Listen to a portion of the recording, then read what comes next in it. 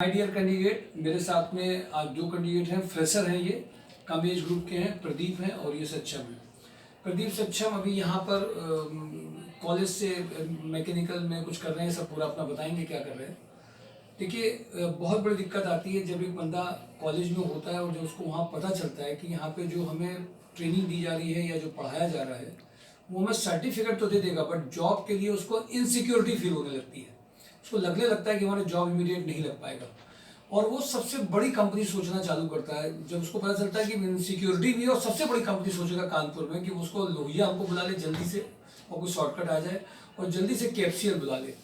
My dear candidate, कई ऐसे candidates हैं जिनका इनमें इंटरव्यूज भी चल रहा है, बट जब मैं नॉलेज की बात करता हूँ, मैंने देखा अभी जब कई कैंडिडेट्स को इंटरव्यूज कराए गए तो टेक्निकल ने जब थोड़ी थोड़ी सी चीज़ें भी पूछी हैं तो वो भी वो कर नहीं पा रहे होते हैं। इसका शॉर्टकट जो हम लोगों ने प्रोफाइल मेकिंग किया है कि हमें कंपनी में पहले फ्रेशर को अंदर भेजना है, वहाँ की वर्किंग को उन्हें समझना है, वहाँ पे टेक्निकल जो टर्म यूज हो रहे हैं, चाहे वो वर्नियर कैलिपर्स का यूज हो, चाहे माइक्रोमीटर का यूज हो, चाहे क्वालिटी में जो भी यूज हो रहे हैं, चाहे ऑटोकैड में डिजाइनिंग कर रहे हैं। जैसे मैंने भी थोड़े दिन पहले एक फीमेल का ऑटोकैड का वीडियो अपलोड हुआ था जो सिलेक्ट हुई थी, जो बहुत उसमें उब गई थी, वो दिल्ली वहाँ से यहाँ पे आकर के जब सिलेक्ट हुई तो उसको बहुत अच्छा लगा। मेरा कहने का सिर्फ मतलब ये कि जो फीलिंग ऑफ इनसिक्योरिटी है, जैसे आप अंदर कॉलेज के घुसते हो आपको समझ में आ जाता है कि आपको बेस्ट मिलने वाला नहीं है, नॉलेज आपके पास है नहीं, जानकारी आपके पास है नहीं, और वो बिना कंपनी के नाम के, बिना रिज्यूम में ऐड करे हुए अगर इंटरव्यूज के लिए प्रोफाइल भेजा जाएगा तो कोई भी इंटरटेन नहीं करता। ये है सच। इस सच को लोग अप्रेंटिस समझते हैं, अप्रेंटिस कर लो तो बहुत बड़ा काम हो जाएगा, जबकि वो भी सच नहीं है। अप्रेंटिस वाले इतने कैंडिडेट हैं, धोखे से किसी को अगर अप्रेंटिस मिल भी गई तो उसके बाद वो जो काम करके आते हैं वो कंपनी ऑनलाइन लेती नहीं है। मैं आप सबको इस बात के लिए एडवाइस करूंगा कि फ्रेशर की पहली रिस्पॉन्सिबिलिटी है, उसको कंपनी का नाम चाहिए रिज्यूम में, जिससे कि वहां का जो काम का कल्चर हो, अच्छा हो सकता है, खराब हो सकता है, बहुत अच्छा हो सकता है, बहुत खराब भी हो सकता है, पर आपको काम को, उसमें जो वर्क है टेक्निकल, वो जब आप सीखते हैं और जब आप उसको अपने रिज्यूम में मेंशन करते हैं, क्योंकि आप जब करके आते हैं तो आप वास्तव में आप उसको कह भी सकते हैं कि हमने किया है, आपकी आंखों से सच्चाई भी दिखाई देगी। कट पेस्ट कॉपी गलत करने से कुछ होगा नहीं। तो माय डियर कैंडिडेट, मैं इस बात के लिए हमेशा इस बात को बोलता रहा हूं कि फ्रेशर कैंडिडेट एक बात को ध्यान रखें, एज ए फ्रेशर जाएंगे आप तो आपको उतनी वैल्यू नहीं मिलेगी, बट कुछ दिन या कुछ मंथ भी अगर आप एक कंपनी का नाम ऐड हो जाता है तो उसके बाद जब आपके इंटरव्यूज कराए जाते हैं तो आपकी डिजायर्ड पैकेज और डिजायर्ड प्रोफाइल मिल भी जाती है। इसका एक एक्सपीरियंस इन दोनों के साथ में हुआ। सक्षम, प्रदीप, अपने बारे में बताइए, आप लोग क्या कर रहे थे, क्या आपका यहाँ के साथ में एक्सपीरियंस रहा और आपने कैसे कैसे आपको ज्वाइनिंग मिली, बताइए प्रदीप। सर, मैं प्रदीप यादव बोल रहा हूँ। मैं KIT से डिप्लोमा के मैकेनिकल से कर रहा था और मुझे जॉब के लिए कुछ नहीं पड़ रहा था।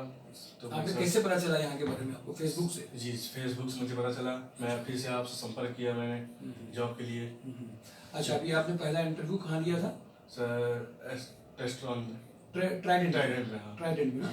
ट्राइडेंट में दिया तो वहाँ पे आपकी ज्वाइनिंग हो गई थी, आपको डिस्टेंस की वजह से नहीं कर पाए थे। फिर अभी आपकी दूसरी ज्वाइनिंग कहाँ मिली है? दूसरी कंपनी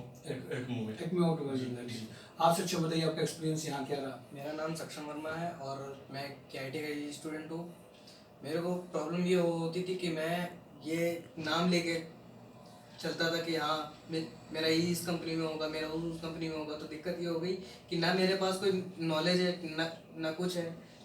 तो दिक्कत यही हो रही है कि इंटरव्यू तो मैं दे रहा हूँ लेकिन मेरी ना वो सैलरी मैच कर रही है और ना वो नॉलेज की वजह से नॉलेज चूंकि वो मिल नहीं रही, कॉलेजेस में मिलती है नहीं टेक्निकल चीज, तो फिर आपको फेस कर रहे थे और कम से कम आपको यहाँ से एक प्लेटफॉर्म मिला। फिर एक दिन मोबाइल चलाते हुए, फेसबुक चलाते हुए सर का ऐड देखा, फिर पता चला, फिर मैंने फॉर्म फिल किया, फिर मैंने सर से कांटेक्ट किया। कांटेक्ट करने के बाद में मेरा इंटरव्यू शेड्यूल हुआ, फिर मेरा ट्राइडेंट में भी हुआ तो वहाँ भी मैंने पैकेज अचीव कर लिया। इसके बाद में एक्मो में हुआ तो वहाँ भी मैंने कर लिया। तो अब मैं एक्मो में ही काम कर रहा हूँ। दोनों लोगों को इनको ज्वाइनिंग यहाँ से मिल गई और ये लोग वहाँ पे ज्वाइन कर चुके हैं। इनके एम और बड़े भी हैं, वो उसको एम कर रहे हैं, बट बेसिकली वो अपनी नॉलेज डोमेन को बढ़ाने के लिए प्रैक्टिकल नॉलेज को देख करके ज्वाइनिंग लेकर के उसको साथ में इन्होंने ज्वाइन किया है।